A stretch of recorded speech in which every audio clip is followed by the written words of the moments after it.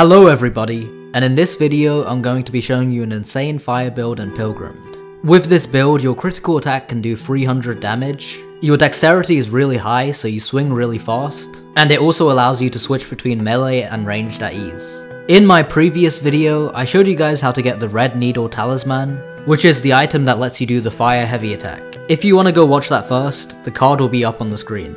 So the skill tree is fairly basic. We go for Ace Juggernaut, Ace Tank, Ace Rally, Normal Resilient, and Normal Athlete.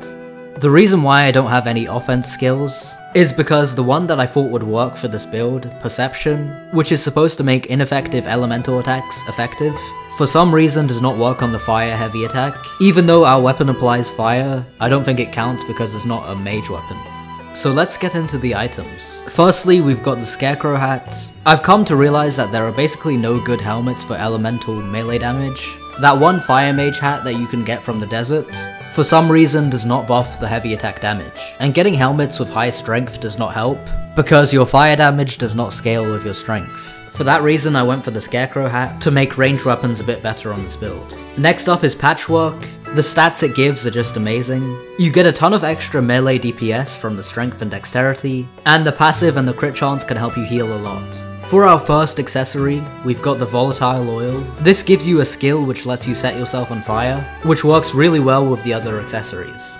Next is the red Needle Talisman. This is the star of the build. It transforms your heavy attack into a fire attack, and it also makes you do more damage when you're on fire. Next up is the Frying Pan. This is simple but effective. It just increases the damage of the fire that you do to enemies. The mini Squid is a pretty unique accessory. Whenever you receive over 5 damage from an enemy, you cover them with oil, which increases the damage of fire by 50%.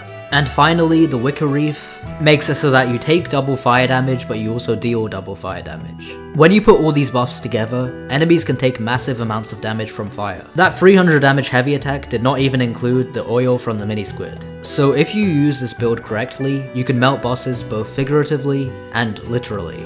Okay, now I'm going to show you where to get all the items from. Those who watched yesterday's video know that the red Needle Talisman is in Cloud City. You can find it in a golden chest next to a pillar on the island where Highway Sun is. Just like this, there are many other secret accessories. So if you want to find out what they are, then go ahead and watch my other video. So you should see a golden chest next to this pillar, and it will have the accessory in it. Next we're going to Patchland Grove to get the 2 Scarecrow items. Go straight off the coast of the forest, and eventually you'll find an island which is covered with pumpkins.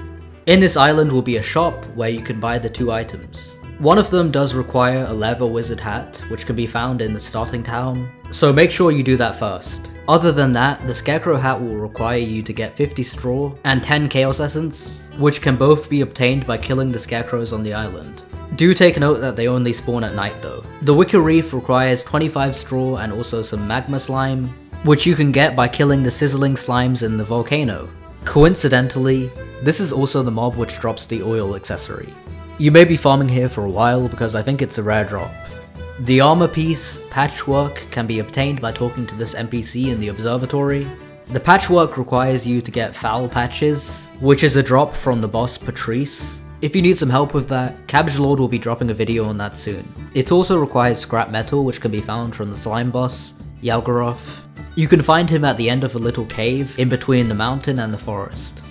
The Frying Pan accessory can also be found near the observatory. It's located at the Egg Roost Island, and it drops from a mob called the Hard-Boiled Egg. I will warn you though, these eggs are way stronger than they look. And the last accessory you need, the mini Squid, can be found at the end of the Pirate Bay by killing the Mondo Squid boss. This boss is pretty easy. I was able to kill it without even getting off my mount. You just have to parry or dodge the cannonballs and you'll be fine. This drop might be cursed though, because it took me like a dozen times to get it. And finally, to get the Nagikiba weapon, you have to go to the deep desert and kill the King Sandpod boss. This is the 4th time I've talked about him on my channel, so I hope you know how to kill him by now. But if you don't, then go ahead and watch my end guide video.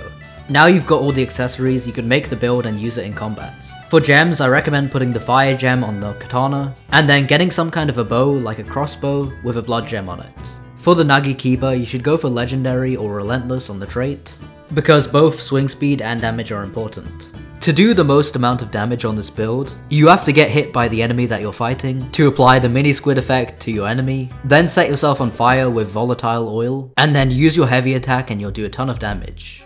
When you get low or when the enemy goes out of range, you can switch to your bow and start shooting them with fire arrows to deal damage and heal yourself from range. Okay, that's everything for today's video. I'll see you guys later. Peace out.